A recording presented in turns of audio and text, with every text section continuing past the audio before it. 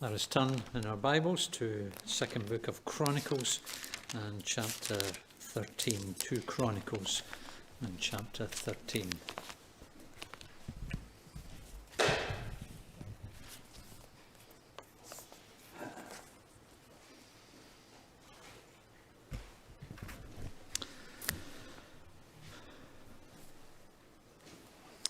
If you've read much history or any biographies, you will know that they are never just a simple, straightforward record of facts.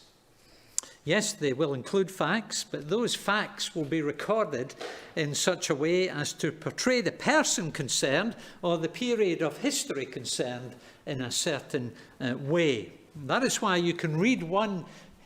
For example, you can read one history of the Iraq War and come to one conclusion.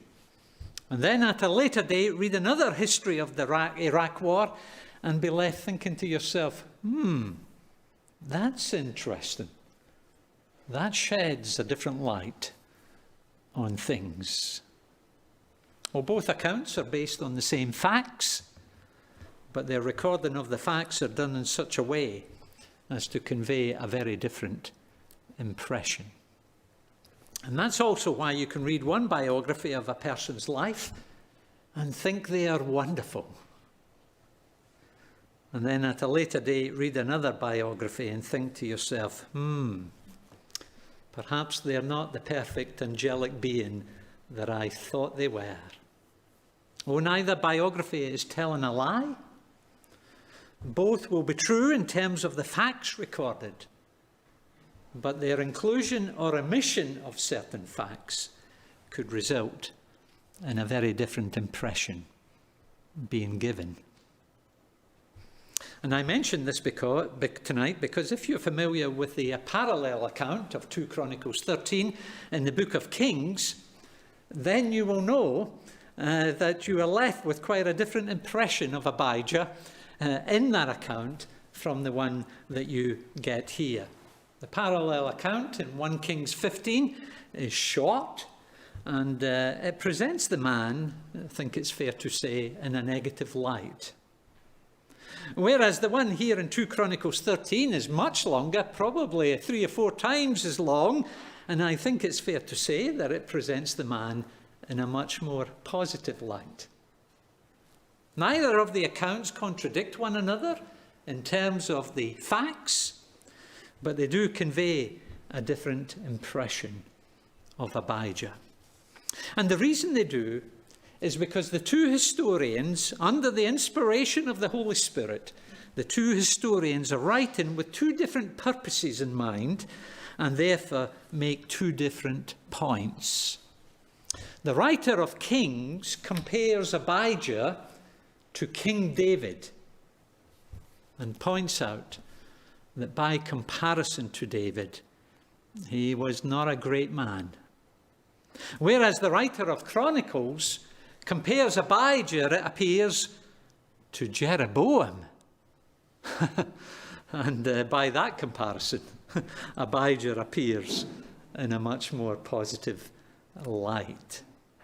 And as we come to study this account, yes, it's the 2 Chronicles account we are studying tonight, and the message of this passage is to be found in this passage and not in the 2 Kings one, and not in a hybrid of the two. And so there ends the comparison with 1 Kings. But as we come to study the 2 Chronicles account of Abijah, we see several things. And the first being verses 1 to 3, and there we see a contrast in resources. A contrast in resources. Now, although I've just said that we're finished with the 1 Kings account, let me just say one more thing from 1 Kings, and that is one of the things that is recorded in the 1 Kings passage is that it says about this period of history is that there was war between Rehoboam and Jeroboam throughout Abijah's lifetime. Rehoboam has now died, but the point being made there is that there was war between the southern kingdom of Judah and the northern kingdom of Israel throughout the duration of Abijah's life. And what we have here in 2 Chronicles 13 is a record of one particular battle within that long-running conflict between the two kingdoms. And it is a battle which highlights a number of contrasts. For example, verse 13 tells us that Abijah went into battle with a force of 400,000 able fighting men, whereas Jeroboam drew up a battle line against him with 800,000 able troops. Now, you don't need to be a qualified mathematician to work out that the southern kingdom of Judah is outnumbered by a ratio of 2-1. Which in ancient warfare was quite a significant ratio. Today, the technical sophistication and technical accuracy of your Tomahawk missiles is what gives you a distinct advantage in battle, whereas back then, it was numbers of boots on the ground. That's what gave you your advantage in battle. And by that measurement, the people of God on this occasion didn't have a leg to stand on. Please note, I've described the southern kingdom of Judah as the people of God. And I've done so deliberately, and I've done so for the simple reason that as we work our way through this passage, it will become evident that it was they, rather than the northern kingdom of Israel, it was they who continued to be worshippers of Yahweh. And whatever their faults and failings may have been, it was they who were still living in covenant relationship to Yahweh. But although they are the people of God, their resources on this occasion are nothing great by comparison. Nothing great. Pitiful, you might say. And that fact would have, or at least should have, aroused the interest of the generation of God's people for whom this was originally written. I say that because the generation who returned to Jerusalem from exile in Babylon, they found themselves living amongst all sorts of people, and in comparison with them, and certainly in comparison with the surrounding nations, their resources were nothing to write home about. So much so that they might have been left wondering, having returned to Jerusalem, they might have been left wondering when they looked at the surrounding nations and then looked at themselves. They might have been left wondering, how on earth were they ever going to fulfill God's plans and purposes for them? When humanly speaking, both them and their resources were far from impressive. 2 Chronicles 13 ought to have caught their attention, because its opening verses would have reminded them and reassured them that they're not the first generation of God's people to find themselves in that situation. And you know what? They haven't been the last either. You only have to look at the 12 men that Jesus chose as his first followers to see that this has been a recurring pattern in the history of God's people. In his commentary on 1 Corinthians, Warren Wiersbe quotes from a fictional letter written to Jesus by a first century management consultancy, and it reads like this. Dear Sir, thank you for submitting the resumes of the 12 men you have picked for management positions in your new organisation. All of them have now taken our battery of tests. We have not only run the results through our computer, but also arranged personal interviews for each of them with our psychologist and vocational aptitude consultant. It is the staff's opinion that most of your nominees are lacking in background, education, and vocational aptitude for the type of enterprise that you are undertaking. They do not have the team concept. We recommend that you continue your search for persons of experience and managerial ability and proven capability. For example, Simon Peter is emotionally unstable and given to fits of temper. Andrew has no qualities of leadership. The two brothers, James and John, they place personal interests above company loyalty. Thomas demonstrates a questioning attitude that would tend to undermine morale. And so it goes on, and it ends with, "We wish you every success in your new venture. Sincerely yours, Jordan Management Consultants." That's not the whole letter, but you get the point, I'm sure. Humanly speaking, they were not the most impressive group of men with which to reach out and reach and win the world. And from what Paul says in 1 Corinthians chapter 1, neither were the members of that first century church. They weren't much better. And yet time and time again, throughout our history as the people of God, that is how it's been. Humanly speaking, we don't tend to have the talents, we don't tend to have the technology, we don't tend to have the academic influence or the political clout or the financial resources that you would think were necessary or at least desirable to fulfill our God-given role in this world. In comparison to an unbelieving world, we often appear to be a poor, struggling, inadequate, under-resourced bunch who are struggling to keep our heads above water at times.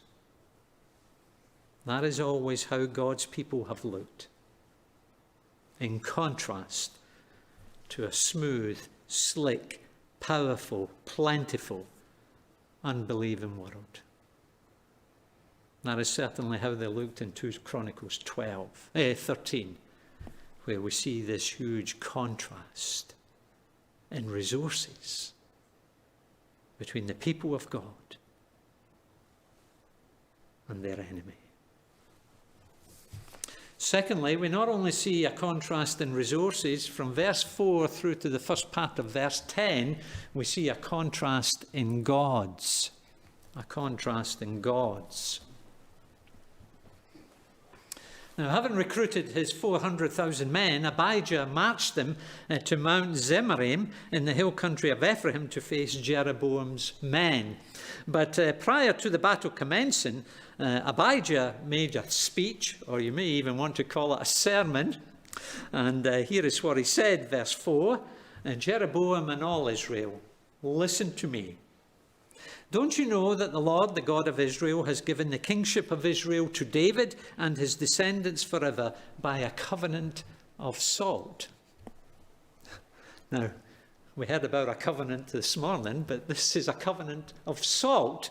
And it's not very often that you read in the Bible about a covenant of salt. Numbers 18 is perhaps the only other time, as far as I know. But the covenant that is being referred to here in 2 Chronicles 13 is clearly God's covenant with David in 2 Samuel 7. When God said to David, "Your house and your kingdom shall endure forever before me. Your throne shall be established forever." And the reason it's described as a covenant of salt is just that salt has an enduring quality about it. A long shelf life, you might say. Just as salt has an enduring quality about it, so did the covenant that God made with David. Far from being a fleeting, temporary arrangement between God and the house of David, it was a lasting arrangement concerning monarchy in Israel. It was to be a lasting arrangement.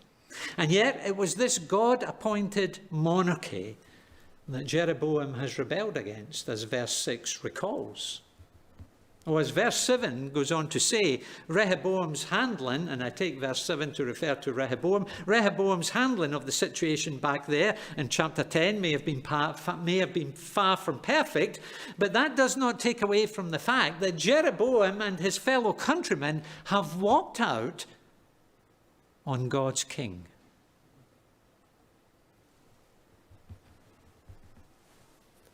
And having rebelled against God's king, they now find themselves on the brink of waging war against not only the southern kingdom of Judah, yes, it is that, but they now find themselves on the brink of waging war against God's kingdom.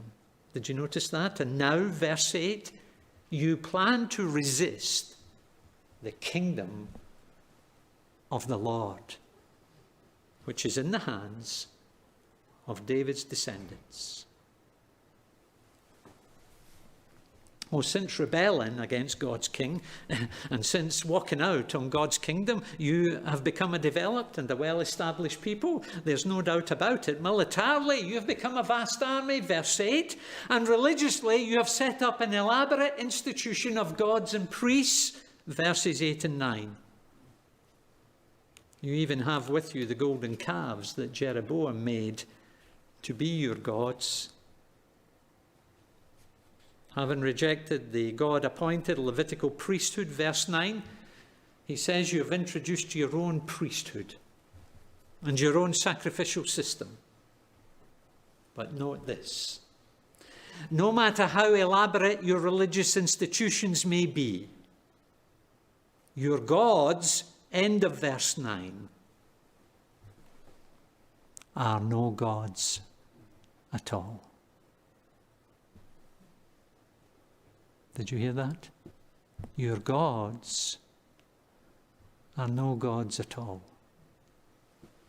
As for us, verse 10, the Lord, capital letters, Yahweh, the eternal God, is our God. You see, the point that Abijah is making here is that you cannot walk out on God's king and still be worshipping the eternal God. That's the point he's making. You cannot turn your back on a God-given sacrificial system and still be worshipping the living God. Reject the king that God has appointed and reject the means of sacrifice that God has ordained. And yes, you may continue to be extremely religious, but it's not the true and the living God that you are worshipping. Instead, it's a dead, lifeless, worthless product of your own imagination.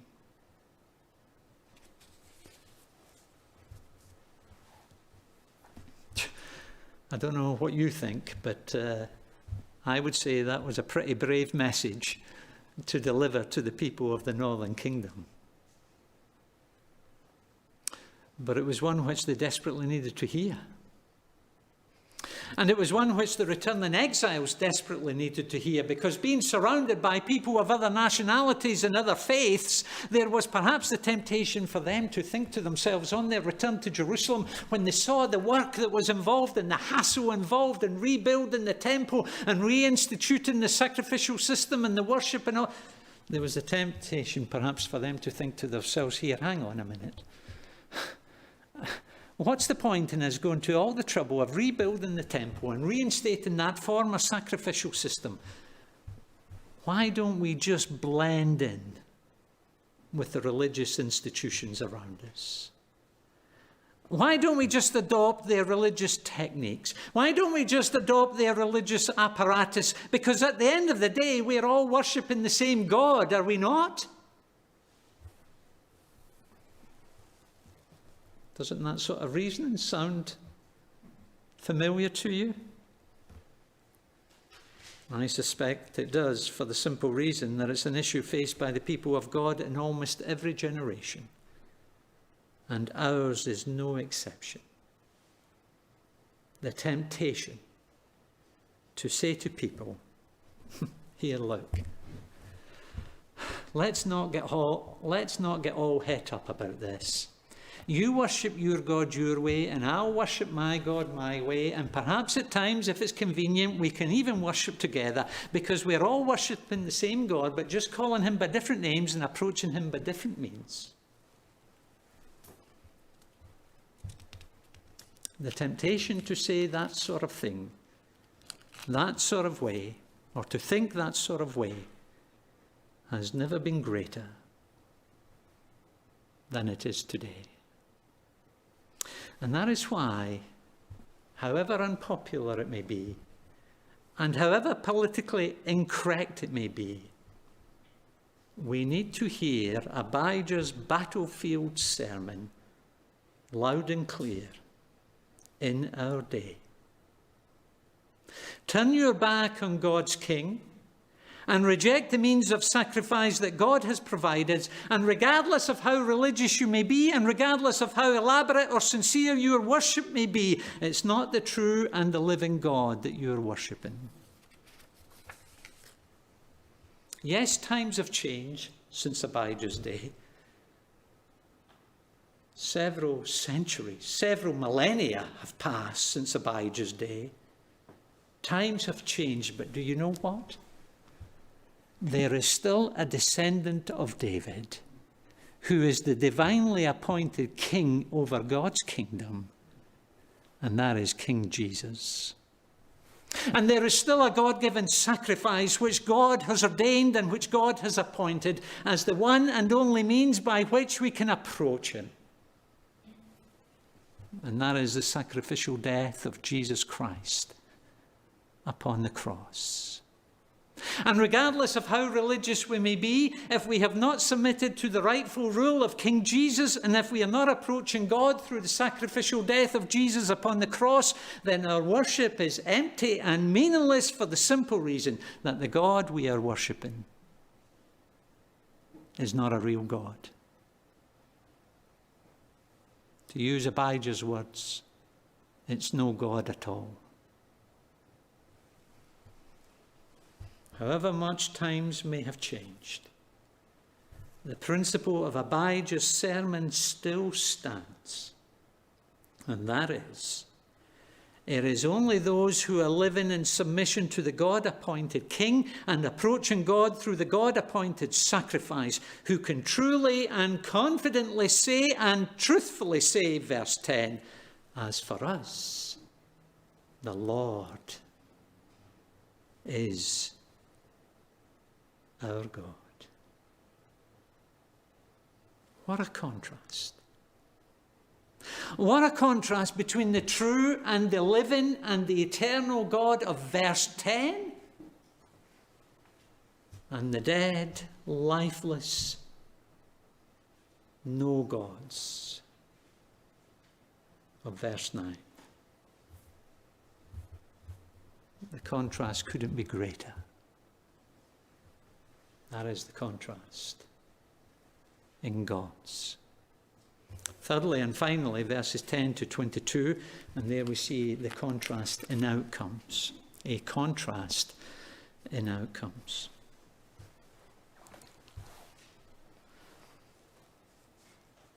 Now, having exposed the massive errors that have appeared in the northern Israelite religion since the dividing of the nation, Abijah proceeds to explain what has been happening in the southern kingdom of Judah. By contrast, verse 10, as for us, the Lord is our God, and we have not forsaken him. He then goes on to describe what such faithfulness to the Lord looks like in practice. He says, in sharp contrast to the self-appointed priesthood and the idolatrous worship of the northern kingdom, Abijah says this: the priests who serve the Lord are sons of Aaron, and the Levites assist them. Every morning and evening they present burnt offerings and fragrant incense to the Lord. They set out the bread on the ceremonially clean table and light the lamps on the golden lampstand every evening. And so, having exposed the sharp contrast between how things are done north and south of the border, he's able to say this, verse 11, we are observing the requirements of the Lord our God, but you have forsaken him. And what does that mean for this battle that is about to take place? Verse 12, God is with us. The implication being, rather than you. He is our leader. The implication being, rather than yours. And so his priests with their trumpets will sound the battle cry against you. Now, it's a way back in Numbers 10 that God told Moses how Israel was to fight its battles. And here were the instructions: when you go into battle in your own land against an enemy who is oppressing you, fire your gun Line up your missiles. No. Sound a blast on the trumpets. Then you will be remembered by the Lord your God and rescued from your enemies. And previous leaders within Israel, men like Joshua, had demonstrated the faithfulness of God and the power of God in this matter. And now Abijah is joining their ranks.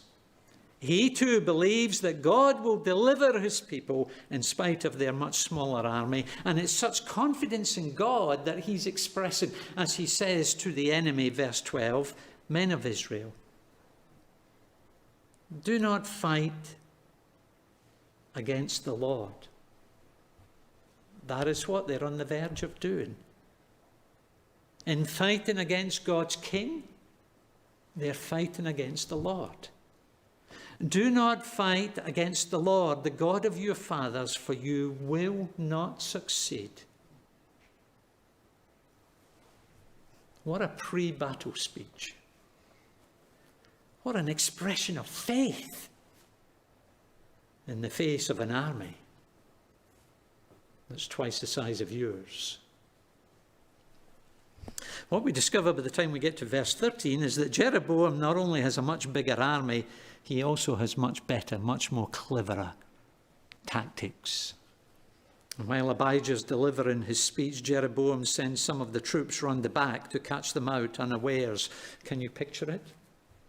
The armies of Judah are now surrounded front and back by Jeroboam's men. And on realizing it, verse 14, they cried out to the Lord. The priests blew their trumpets, and the men of Judah raised the battle cry. And at the sound of their battle cry, God routed Jeroboam and all Israel before Abijah and Judah, so much so that Israel suffered 500,000 casualties that day. What a remarkable victory. And what was the reason for Judah's remarkable victory?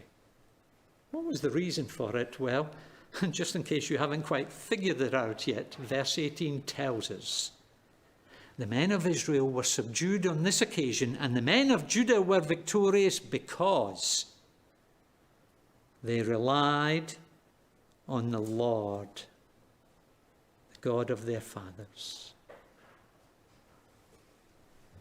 And in addition to winning the battle, verse 19 tells us that Abijah pursued Jeroboam and took from him the towns of Bethel, Jehani, and Ephron, and with their surrounding villages. And far from being a momentary one-off blip in Abijah's favour, verse 20 tells us that Jeroboam did not regain power during the time of Abijah. The Lord struck him down and he died. But, verse 21, Abijah grew in strength. What a contrast in outcomes. What a contrast. Who would have thought that this would have been the outcome at the beginning of the chapter when Abijah marched up with an army half the size of Jeroboam's? Who would have thought that this would have been the end result? The surprising contrast in outcomes, it highlights the differences, firstly, in their gods. Judah went into battle relying on the Lord, the living and the eternal God, whereas Israel went into battle relying on the dead, useless, lifeless golden calves. Oh yes, they were relying on those calves. That's why we are told in verse 8 that they brought them with them into the battle. But what the contrast in outcomes has demonstrated is that there is a vast contrast in their gods. The living God has shown himself to be a God who can and does rescue his people, whereas the false, lifeless gods have demonstrated that they are useless and of no help whatsoever to their worshippers. Do you see the contrast? It's such a contrast that you and I better make sure that we are worshipping the real God tonight. The God of Abijah has demonstrated that he's a God worth trusting in. whereas the false, lifeless gods of Jeroboam have demonstrated that they are not to be trusted. It's such a contrast that you and I better make sure that we are trusting in the true God tonight. I say that because the tragic outcome of Jeroboam demonstrates what happens when you put your confidence in a false god. You discover that they're of no use to you in life, and worse still, you discover that they're of no use to you in death. Rather than find ourselves in that tragic situation, let us make sure that we have come to know the true and the living and the eternal God, the God of 2 Chronicles 13, the God of both Old and New Testaments, the God and Father of our Lord Jesus Christ, the God who can be known and worshipped through faith in his Son, Jesus Christ. And for those of us who have come to know this God, the great encouragement of this chapter is that however weak and frail and insignificant we may appear in the eyes of the world, we can trust our God to accomplish his plans and purposes. Well, in contrast to the smooth, slick, super-confident people around us in the world, we may appear to be far from impressive. And yet, in spite of our weaknesses and in our inadequacies, we can rely on our God to complete his work of saving grace within our lives. In contrast to the big, popular, professional, proficient and profit-making institutions of this world, the Church of Jesus Christ may appear to be small and struggling. And yet, in spite of our apparent insignificance, we can rely on our Lord to keep his word, to fulfill his plans, and to build his church. That was the great encouragement that those returning exiles would have taken from this chapter, and that is the great encouragement that you and I can take from it as the people of God tonight. We can take such encouragements because, as we discovered in our opening reading from 1 Corinthians chapter 1, God's work in our lives and God's work in this world is not based on the sort of things that this world finds impressive. Instead, it's based and grounded and founded on something which this world has consistently dismissed as being weak and foolish. And that is the message of a crucified Christ. And yet, says Paul, in the death of his Son upon the cross, God has demonstrated a power and a wisdom, the likes of which this world has never seen. For the foolishness of God. That's a strange phrase, isn't it? The foolishness of God. What men think is the foolishness of God, i.e., a man dying upon a cross. It proves in the end to be infinitely wiser than man's wisdom, for the simple reason that it has accomplished something that the man in all his great wisdom will never accomplish, and that is the eternal salvation of sinners like you and me. And the weakness of God. Who would have thought Paul would have used that kind of phrase, the weakness of God? What he's saying is what man considers to be the weakness of God. I.e., a man dying on a cross outside of Jerusalem, the object of shame and ridicule and all the rest of it. The apparent weakness of God in the eyes of this world. Do you know what, says Paul? It has proved in the end to be stronger than all that man has ever accomplished in his supposed strength. And that is why, says Paul, in spite of our apparent weakness and inadequacies in the eyes of this world. That is why we can have every confidence in God to complete his work in our lives and to fulfill his purposes in this world. The point that Paul is making is the point that 2 Chronicles 13 makes. And that is, God does not win his battles and God does not fulfill his purposes in the way that this world would expect.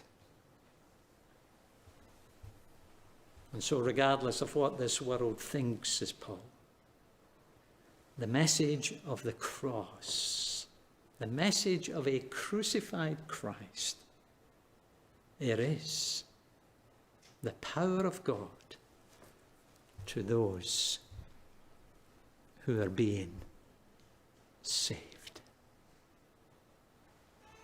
It has the power to save us for time and for eternity. And so whatever the world thinks, whatever it thinks of our message, whatever it thinks of us and all our weakness and our frailty and our inadequacies, let us continue having every confidence in this God, the God of 2 Chronicles 13, the God who has demonstrated his power and wisdom at the cross, the God who through the message of the cross continues to save people like you and me. 3 contrasts in 2 Chronicles 13. Firstly, we see a contrast in resources. Secondly, a contrast in gods. And thirdly, a contrast in outcomes.